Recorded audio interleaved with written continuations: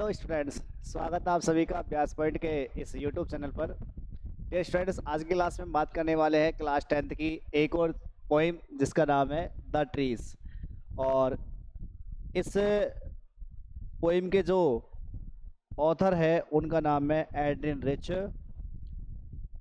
ये पोइम जो है वो किस संदर्भ में लिखी गई है, इसके बारे में जानने से पहले हमें यहाँ पढ़ना पड़ेगा अबाउट द पोइट के बारे में। कवि जो है वो कौन है, क्योंकि थोड़ा सा कवि का बैकग्राउंड जो है वो इस पोइम से जुड़ा हुआ है। क्या कहता है देखो कवि के बारे में। जो इसके पोइट है, पोइटेस है जिसका नाम है Adrienne Rich. Adrienne Rich was born in Baltimore Maryland USA. जन्म इनका यूएसए मैरीलैंड बाल्टीमोर में हुआ 1929 में। She is the author of nearly 20 volumes of poetry. इन्होंने पोएट्री की लगभग 20 जो वॉल्यूम्स है यानी 20 जो ग्रंथ है वो इन्होंने लिखे हैं। और इन्हें has been called a feminist, और इन्हें कहा गया है एक फेमिनिस्ट। फेमिनिस्ट क्या होती है? फेमिनिस्ट का मतलब होता है नारीवादी, यानी कि नारी महिला के हक में लड़ने वाली जो महिलाएं होती हैं उन्हें हमें फेमिनिस्ट बोलते हैं।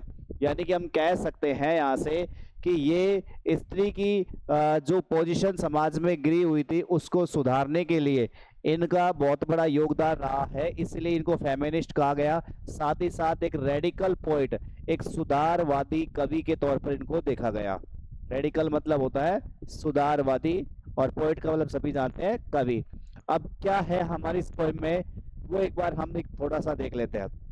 तो देखो नाम से स्पष्ट है, ये बात करता है फेमिनिस्ट की। फेमिनिस्ट मतलब स्त्री के बारे में बात होती है। तो यहाँ एक जो टाइटल हमारा दिया गया है द ट्रीज, इसको एक रेफर किया गया है किसके तौर पर? ट्री जो है वो रेफर के तौर पर यूज किया जा रहा है किसका? तो यहाँ वुमेन, महिलाएं जो होती है उनको रेफर किया जा रहा है किसके हिसाब से? ट्री के हिसाब से। मतलब ये हुआ कि यहाँ जैसे आप सभी को पता है कि महिलाएं जो है उनके बारे में ये धारणा बनाई गई है कि महिलाओं का जो जन्म हुआ है वो केवल और केवल घर की चार दीवारी जो चूल्हा चौका होता है उन्हीं के लिए हुआ है। महिलाएं केवल, उनका कार्य ये रह गया है कि आप केवल घर के अंदर ही अपने जो घरेलू कार्य होते हैं वहीं तक आप सीमित रहे। तो इस वजह से महिलाओं को घर की चार दीवारी के अंदर कैद कर दिया जाता है। उनका जो टैलेंट है, उनकी जो प्रतिभा है उसको बाहर नहीं निकालने दिया जाता। महिलाएं जो है वो घर की चार दीवारी के अंदर ही कैद हो गए रह जाती है। उसी चीज को रेफर करते हुए यहाँ जो द ट्रीज या ट्री जो है वो सिंबल है किसका? वुमेन का। क्योंकि आजकल आप देखते हो पेड़ जो है वो भी हमारे जंगल काट दिए गए हैं, जंगल के अंदर पेड़ बचे नहीं है। अब जो पेड़ है वो केवल और केवल हमारे घर के बाउंड्री जो होती है वहां पर ही रह गए हैं। केवल आप देखते होगे घर होता है, घर के सामने एक पेड़ लगा दिया जाता है, बस इस प्रकार से ही पेड़ रह गए हैं। जंगल जो है वो समाप्त हो चुके हैं। तो इसीलिए यहाँ वुमेन जो है वो रेफर किया जा रहा है किसके हिसाब से? ट्री के हिसाब से। और उसी प्रकार से ये जो दुनिया है, ये जो वर्ल्ड है, इसको रेफर किया गया है जंगल के तौर पर। यानी कि हम देख सकते हैं कि आजकल जंगल जो है वहां पर पेड़ों की संख्या बिल्कुल खत्म हो चुकी है, जंगलों के अंदर पेड़ नहीं बचे हैं।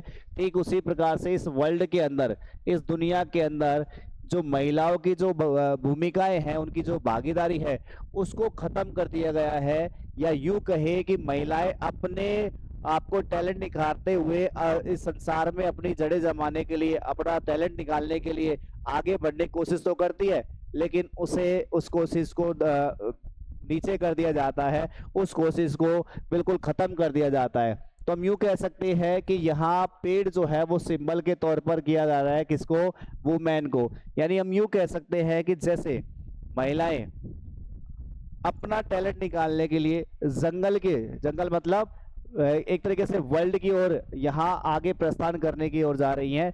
ठीक उसी प्रकार से पेड़ जो है वो भी घर की चार दीवारी से बाहर निकल करके जंगल की ओर प्रस्थान कर रहे हैं। इस पोइम में हम ये पढ़ने वाले हैं, तो एक बार देख लेते हैं क्या पोइम रहने वाली है। तो can there be a forest without trees? सबसे पहला यही कहता है कि क्या एक जंगल जो है वो पेड़ों के बिना क्या एक जंगल हो सकता है? क्योंकि आप समझ जाओ, यहाँ मैंने अभी कहा कि क्या वर्ल्ड जो है उसका अस्तित्व है वुमेन के बिना, महिलाओं के बिना। महिलाओं के बिना क्या ये दुनिया चल सकती है? ठीक उसी प्रकार से पेड़ों के बिना क्या इस जंगल का अस्तित्व हो सकता है? Where are the trees in this poem? इस पोम में पेड़ कहाँ पर है? तो हम बताते इस कविता में जो पेड़ है वो केवल घर की जो बाउंड्री है, चार दीवारी जो हम घर के आगे कर देते हैं, केवल वहीं पर है। उसी प्रकार से महिला भी जो है वो केवल और केवल कहाँ पर है? अपने घर के अंदर। वेयर डू दे गो? और ये पेड़ जो है वो कहाँ चले जा रहे हैं या कहाँ चले जाते हैं? तो वो किसकी ओर प्रस्थान कर रहे हैं? जंगल की ओर। ठीक उसी प्रकार से महिलाएं कहाँ बढ़ रही है? अपने टैलेंट को निकालने के लिए दुनिया की तरफ। तो पढ़ते हैं लाइन टू लाइन। सबसे पहले देख लेते हैं फर्स्ट स्टैंजा क्या कहता है। The trees inside are moving out into the forest. The forest that was empty all these days, where no birds could sit, no insect hide, no sun bury its feet in shadow. The forest that was empty all these nights will be full of trees by morning. क्या कहता है हमारा author first stanza के अंदर? सबसे पहले कहता है कि द ट्रीज इनसाइड, जो अंदर के जो पेड़ है। इनसाइड मीन्स क्या होता है? अंदर। कौन से पेड़ों की बात हो रही है? जो पेड़ घर के चार दीवारी के अंदर है। जो अंदर के जो पेड़ है आर मूविंग आउट, वो बाहर निकल के जा रहे हैं। कहा जा रहे हैं? Into the forest. कहा निकल के जा रहे हैं सारे पेड़? ये जंगल में जा रहे हैं। समझना मैंने क्या कहा था? पेड़ जो है वो केवल रेफर है, किसके तौर पर है? महिलाओं के लिए। तो यहाँ से पेड़ जो है वो निकल करके जा रहे हैं। अंदर के पेड़ों की बात हो रही है, जो घर की चार दीवारी के अंदर है, बाउंड्री के अंदर जो पेड़ है वो निकल के जा रहे हैं। कहाँ पर? Into the forest. कहा जा रहे हैं? जंगल में। आगे कहता है the forest that was empty, वो जंगल दैट वाज एम्प्टी जो कि खाली था, ऑल दीज डेज, इतने सालों से, इतने समय से वो जंगल जो बिल्कुल खाली था। खाली क्यों था? क्योंकि उस जंगल में क्या नहीं था? कोई भी अब पेड़ नहीं बचे थे, पेड़ वहां से हट गए थे। तो इतने दिनों से वो जंगल जो कि खाली था। Where no birds could sit, जहां पर कोई भी पक्षी बैठ नहीं सकता था। आपको सभी को पता है भाई, पेड़ है। अब पेड़ जो कहाँ बैठते हैं? कहाँ बैठते हैं? सॉरी, पक्षी है। जो पक्षी है वो कहाँ बैठते हैं? हमारे पास पेड़ों पे। अब जो पेड़ नहीं होंगे तो पक्षी जो है वो बैठ नहीं सकते थे, क्योंकि जंगल खाली है ना। अब जंगल खाली है तो पेड़ नहीं है, पेड़ नहीं है तो कोई पक्षी जो है वो बैठ नहीं सकता था वहां पे। नो इंसेक्ट हाइड, ना ही जो इंसेक्ट होते हैं, इंसेक्ट का मतलब कीटे, कीड़े मकोड़े जो कीट होते हैं वो हाइड नहीं कर सकते। हाइड मतलब छिपना, क्योंकि आपको पता है जो कीड़े मकोड़े होंगे, इंसेक्ट्स होंगे, जो कहाँ होते हैं? पेड़ों की जड़ों में लगे रहते हैं। जब पेड़ ही नहीं होंगे तो कोई भी इंसेक्ट जो है वहां पर छिपता नहीं है। आगे कहता है नो सन बरी इट्स फीट इन शैडो। अब आप एक चीज देखना, जैसे मान के चलो पेड़ होते हैं। अब पेड़ होते हैं तो आपने कभी सूर्य की जो किरणें हैं उनको देखा होगा। सूर्य की किरणों में से किस प्रकार से पेड़ों के बीच में से सूर्य किरणें छन छन के नीचे निकल के आती है। तो इस प्रकार से यह बता रहा है कि नाक सूर्य जो है वो अपने फीट, फीट का मतलब है यहाँ पर किससे? फीट का मतलब है यहाँ पर किरणों से।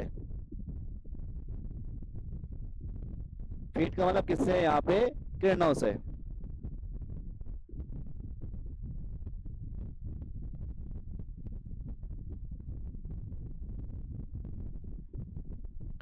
तो नो सन बरी इट्स फीट इन शैडो, तो कोई सूर्य, सूर्य जो है वो क्या नहीं कर सकता? बरी नहीं कर सकता। बरी का मतलब क्या होता है? दफन करना।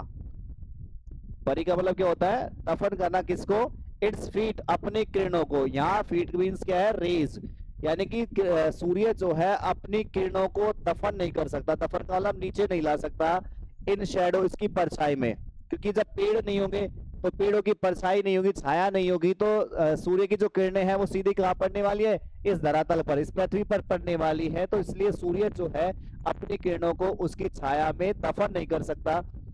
The forest that was empty, आगे कहता है कि वो जंगल दैट वाज एम्प्टी जो कि खाली था, ऑल दीज नाइट्स, इन पूरी रातों से, इन पूरी रातों से जो जंगल बिल्कुल खाली था, will be full of trees by morning, ये जंगल जो है वो सुबह तक पूरा भर जाएगा। लेखक कहता है कि जंगल जो है ना वो सुबह तक पूरा किससे भर जाएगा? पेड़ों से भर जाएगा, क्योंकि पेड़ जो है, जो घर की चार दीवारी के अंदर कैद जो पेड़ थे, वो अब निकल के जा रहे हैं कहाँ पर? जंगल की ओर। उस जंगल की ओर जो इतने सालों से, इतने दिनों से कैसा था? बिल्कुल खाली था, जहां पर कोई भी पक्षी जो थे वो बैठा नहीं करते थे, कोई भी कीड़े मकोड़े जो थे वो उनकी जड़ों में छिपा नहीं करते थे, सूर्य जो था वो अपनी किरणों को उसकी छाया में दफन नहीं करता था। वो जंगल जो कि इतने दिनों से खाली था, इतनी रातों से खाली था, वो जंगल पूरी सुबह तक किससे भर जाएगा? पूरे पेड़ों से ये पूरा भर जाएगा। अब यहां से मैंने पहले भी कहा था, रेफरेंस किया जा रहा है किसको? वुमेन को। तो यानी कि जो महिलाएं घर की चार दीवारी के अंदर कैद हैं, वो अब अपना टैलेंट निकालने के लिए, अपनी प्रतिभा का लोहा मनवाने के लिए वो अब इस दुनिया की ओर प्रस्थान कर रही है, और कल तक वो अपना प्रतिभा जो है इस पूरी दुनिया को दिखा करके मानेगी। यहाँ हमारे पास इस प्रकार से रेफरेंस किया जा रहा है। बात करते हैं सेकंड स्टैंजा की तरफ, क्या कहता है? सेकंड स्टैंजा कहता है, all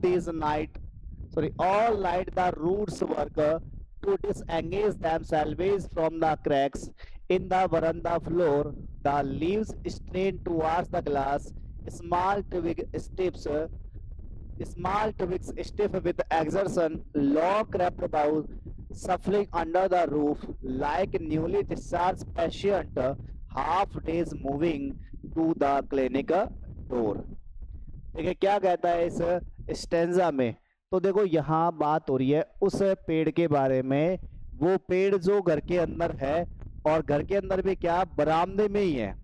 बरामदे में जैसे पेड़ होता है, हम चारों तरफ उसके नीचे की तरफ छत कर देते हैं, बीच में वो पेड़ लगा दिया जाता है और उसके ऊपर हमारी छत भी हो जाती है। तो इस प्रकार से उस पेड़ के बारे में बात की जा रही है जो बरामदे में ही है, हमारे आंगन में ही है।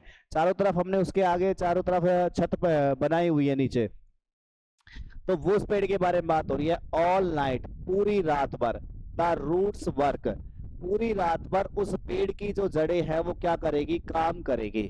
किसका काम करेगी? टू डिसएंगेज, क्या करने का काम करेगी? डिसएंगेज करने का काम करेगी। डिसएंगेज का मतलब होता है टू सेपरेट, अलग करना। यानी कि पूरी रात भर ये पेड़ की जो जड़ें हैं वो अलग करने का काम करेगी। किसको? दैम सेल्वेज, अपने आप को। मतलब ये पेड़ की जड़ें जो है ना, वो वहां से अपने आप को अलग करने का काम करेगी। कहां से? फ्रॉम द क्रैक्स, उन दरारों से। क्रैक्स बोले तो दरार। कौन से दरार? जो उस नीचे छत में पड़ी हुई है, उन दरारों से वो जड़ें जो है अपने आप को बाहर निकालने का, वहां से अलग होने का प्रयास करेंगी। और ये दरारें कहाँ है? इन द बरामदा फ्लोर, बरामदे की फ्लोर पे जो दरारें बन चुकी है। क्योंकि मैंने बताया पेड़ जो है बरामदे में ही है, और बरामदे की जो फ्लोर है, फर्श है, उस पर ही पेड़, उसमें ही पेड़ लगा हुआ है। चारों तरफ हमने छत करी हुई है, तो वो दरारें आ चुकी है पेड़ की वजह से। उन दरारों में से वो पेड़ जो है उसकी जड़ें वो अपने आप को अलग करने का काम करेगी। The leaves strain towards the glass.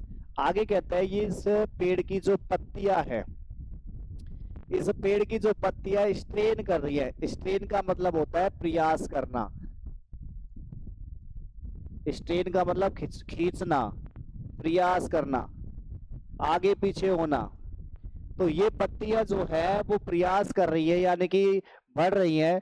किसकी ओर बढ़ रही है? Towards the glass. ग्लास का मतलब है विंडो पेन, खिड़की के जो शीशे हैं, खिड़की के जो शीशे हैं उनकी तरफ बढ़ रही हैं, ताकि खिड़की के जो शीशे हैं उनको तोड़ करके और आगे निकल जाएं, वहां से आगे बढ़ जाएं। तो पत्तियां जो है वो प्रयास कर रही है किसकी ओर जाने का? टुवर्ड्स द ग्लास, शीशों की तरफ जाने का।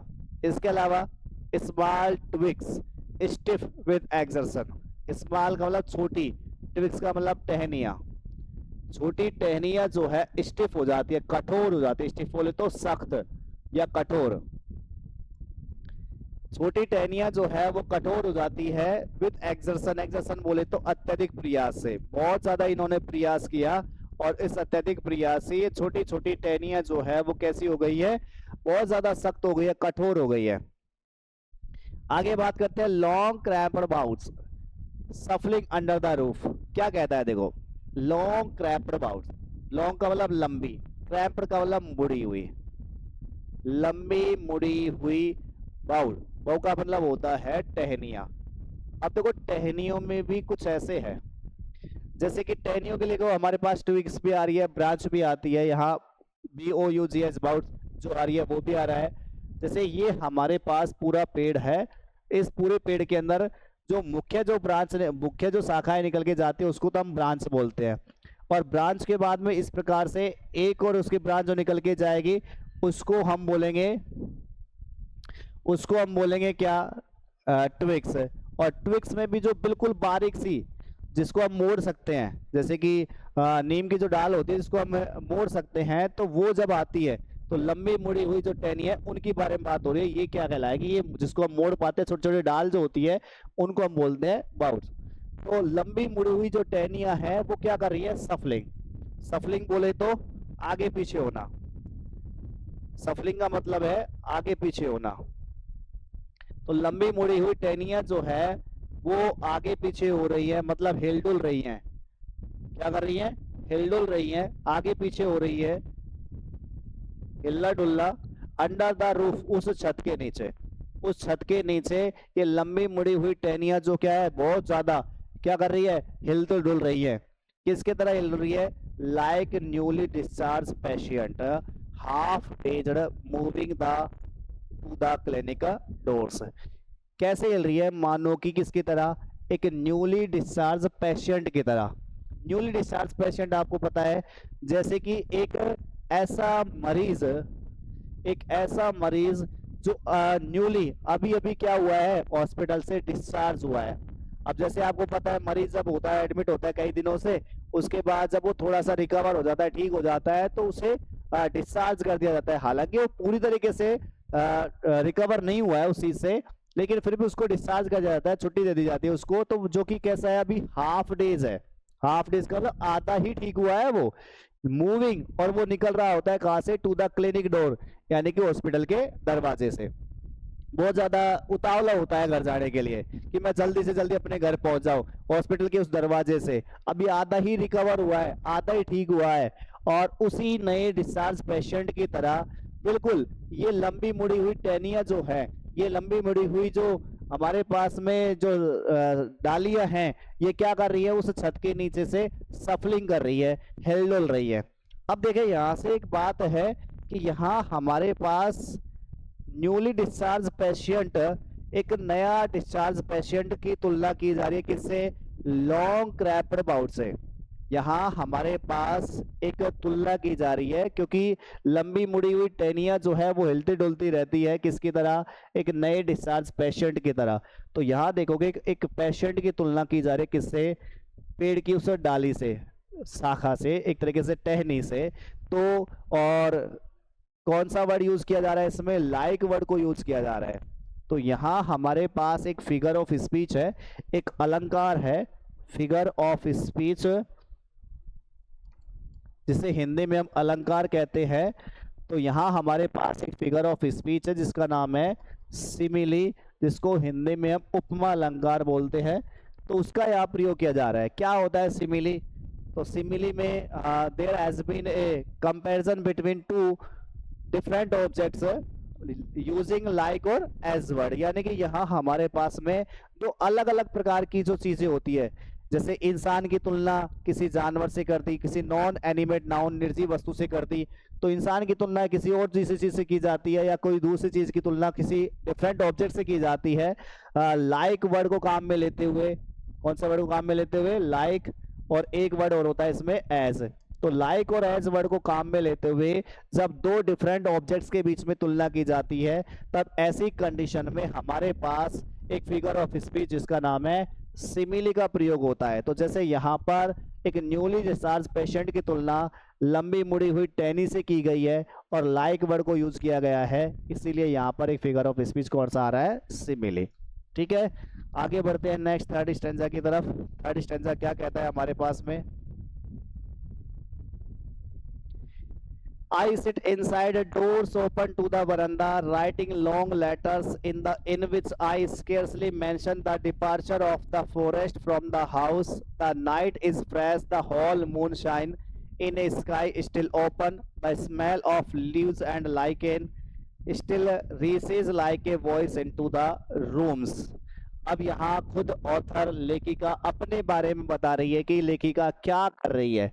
लेखिका कहती है आई सिट इनसाइड, मैं बैठी हुई हूँ कहाँ, इनसाइड अंदर, मैं अंदर बैठी हुई हूँ। डोर्स ओपन, दरवाजे खुले हुए, टू द बरामदा, बरामदे की ओर। मतलब अंदर वो बैठी हुई है, आगे बरामदा है, तो बरामदे की आगे दरवाजा खुला हुआ है, पहले बरामदा है फिर डोर है, फिर उसके बाद वो अंदर बैठी हुई है। तो वो कहती है मैं अंदर बैठी हुई, दरवाजा ओपन है, खुला हुआ है, किसके लिए, बरामदे के लिए। और राइटिंग लॉन्ग लेटर्स, और मैं लिख रही हूँ, क्या लिख रही हूँ, लॉन्ग लेटर्स, लंबे लंबे मैं पत्र में लिख रही हूँ। इन विच, और उस पत्र में, I scarcely mention the departure of the forest, मैंने उस पत्र में, इन विच जिस पत्र में, मैंने स्केर्सली मेंशन, मैंने मुश्किल से, मेंशन नहीं किया है, मैंने मुश्किल से ही उल्लेख किया होगा, मैंने इसका मतलब उल्लेख नहीं किया है, स्केर्सली का यूज किया जा रहा है, नेगेटिव है, तो मैंने उल्लेख नहीं किया है किसके बारे में, मेंशन करना मतलब उल्लेख करना, तो मैंने उल्लेख नहीं किया है किसके बारे में, the departure of the forest, जंगल का जो डिपार्चर हो रहा है, यहाँ फॉरेस्ट मीन्स किससे है, यहाँ फॉरेस्ट का मतलब है ट्रीज से, पेड़ों से, यानी कि पेड़ जो यहाँ डिपार्चर कर रहे हैं, पेड़ जो है यहाँ से प्रस्थान कर रहे हैं, डिपार्चर बोले तो प्रस्थान, पेड़ जो है यहाँ से निकल के जा रहे हैं, तो उनका मैंने अपने पत्र के अंदर उल्लेख नहीं किया गया है।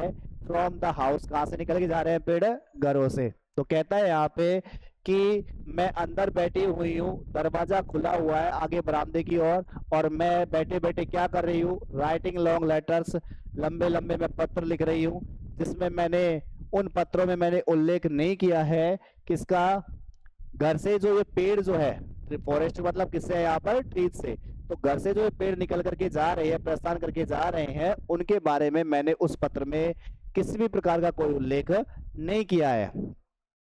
द नाइट इज फ्रेश, और रात जो है बिल्कुल ताजा है। द होल मून शाइन, और पूरा का पूरा चांद जो है चमक रहा है, इसका मतलब कह सकते हैं पूर्णिमा की चांद है, तो पूरा चांद जो है वो चमक रहा है।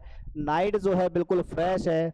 इन ए स्काई स्टिल ओपन, और पूरा जो चांद है वो चमक रहा है किसमें, इन ए स्काई, एक ऐसे आसमान में, स्टिल ओपन जो कि पूरा खुला हुआ है, मतलब बिल्कुल साफ सुथरा आसमान है, और उसमें चांद जो है पूरा चमक रहा है, रात जो है बिल्कुल फ्रेश है, ताजा है। The smell of leaves and लाइकेल, और स्मेल यानी गंध किसकी, लीव्स पत्तियों की, पत्तियों की जो गंध है, लाइकेन काई, आपको पता होगा एक ग्रीन प्रकार से बिछ जाती है हमारे पेड़ों के ऊपर या ऐसी जगह पर जहां पर पानी होता है, तो काई और पत्तियों की जो गंध है वो अभी भी, स्टिल का मतलब अभी भी, रीचेज पहुंच रही है, like a voice into the rooms, किसकी तरह पहुंच रही है गंध, बिल्कुल एक आवाज की तरह, जैसे कि गंध जो है वो किसकी तरह पहुंच रही है, आवाज की तरह। तो देखो गंध की तुलना यहाँ हमारे पास में स्मेल की तुलना की जा रही है किससे, आवाज से, वॉइस से, तो यहाँ भी हमारे पास वही फिगर ऑफ स्पीच रहेगा, कौन सा, सिमिली। तो ये गंध जो है पत्तियों की और काय की जो गंध है वो एक आवाज की तरह मेरे कानों तक पहुंच रही है, कहां पर, इनटू द रूम से, इस कमरे में। तो इस कमरे में वो खुशबू जो है, वो गंध जो है किसकी, पत्तियों की, और उस काय की जो गंध है वो अभी भी मेरे कानों तक पहुंच रही है इस कमरे के अंदर। आगे बात करते हैं। नेक्स्ट स्टेंजा है, my head is full of whisper, मेरा सिर जो है पूरा भरा हुआ है किससे, विस्पर से। विस्पर का मतलब होता है फुसफुसाहट, फुसफुसाहट, मेरा सिर जो है पूरा भरा हुआ है किससे, फुसफुसाहट से।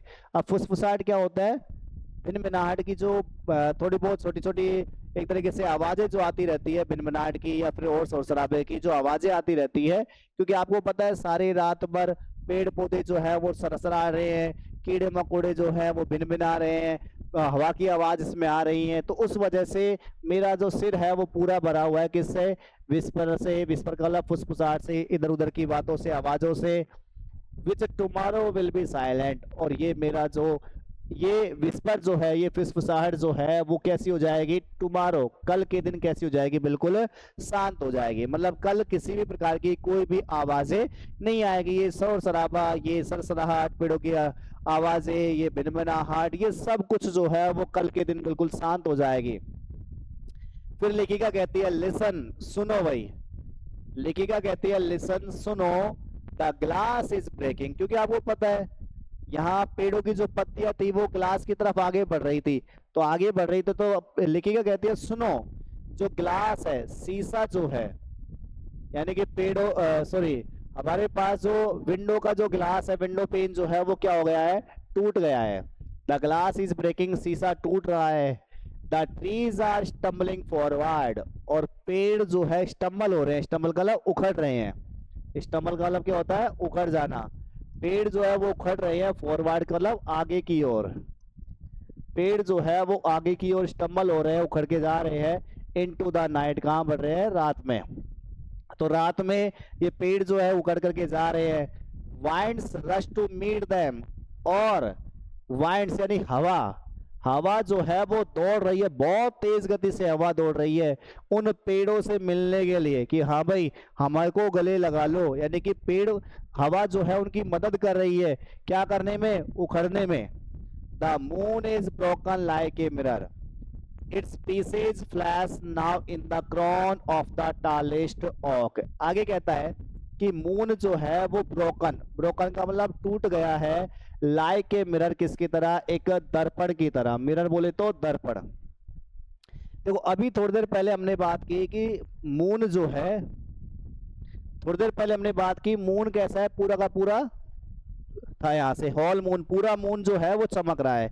और अगले ही स्टैंजा में क्या कहता है कि मून जो है वो ब्रोकन हो गया है, टूट गया है, लाइक ए मिरर, किसकी तरह, एक दर्पण की तरह टूट गया है। क्यों टूट गया है, कैसे बात की जा रही है उसको भी अच्छे से समझते हैं। इट्स पीसेस, और इसके टुकड़े जो है वो चमक रहे हैं। नाउ अब, फ्लैश मतलब चमकना, इसके टुकड़े, इस दर्पण के टुकड़े, आप कह सकते हैं कि इस चांद के टुकड़े जो है वो चमक रहे हैं अब बिल्कुल किसकी तरह, एक क्राउन की तरह। क्राउन क्या होता है, मुकुट। क्राउन का मतलब क्या होता है, मुकुट की तरह चमक रहे हैं, किसके ऊपर, of the tallest oak. Tallest का मतलब सबसे लंबा जो पेड़ है, कौन सा, ओक का।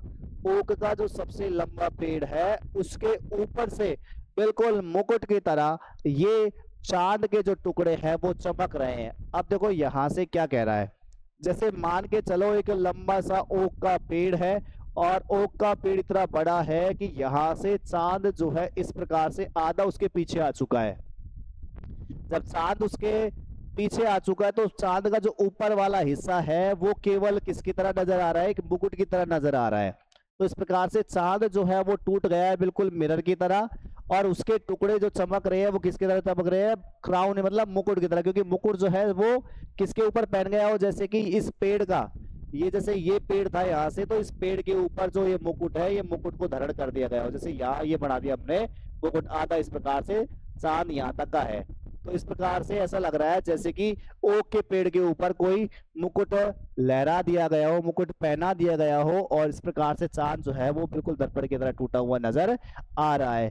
तो इस प्रकार से हमारी ये पोएम यहाँ समाप्त होती है। इस पोएम में हमने पहले ही बता दिया, यहाँ ट्री जो है वो एक रेफरेंस के तौर पर यूज किया जा रहा है, और रेफरेंस दिया जा रहा है महिला का, वुमेन का, जो कि अपना टैलेंट को बचाने के लिए, यूं कह सकते हैं कि संसार में अपना स्थान बनाने के लिए घर की जो चार दीवारी है, घर का अपने घरेलू चूल्हे चौके का जो काम है उसको छोड़ करके आगे बढ़ने की ओर बढ़ रही हैं।